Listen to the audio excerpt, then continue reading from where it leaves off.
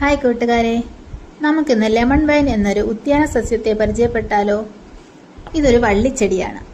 എങ്കിലും ചട്ടിയിൽ പ്രൂൺ ചെയ്ത് നിർത്തി ഇവയെ വളർത്താം. ഇതിന് നല്ല സുഗന്ധമുള്ള വെള്ളപ്പൂക്കളാണ്. ഇവയുടെ പൂക്കൾക്ക് ഒരു ദിവസത്തെ ആയുസ് മാത്രമാണുള്ളത്. ഈ ചെടിക്ക് അധികം പരിചരണം ആവശ്യമില്ല.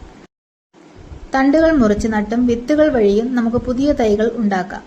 പൂന്തോട്ടങ്ങളിൽ അലങ്കാര ചെടിയായും ഇവയെ വളർത്താം. കേരളത്തിലെ കാലാവസ്ഥയ്ക്ക് അനുയോജ്യമായ ചെടിയാണിത്. മധുരവും നേരിയ പുളിയും കലർന്നതാണ് പഴങ്ങളുടെ സ്വാദ്.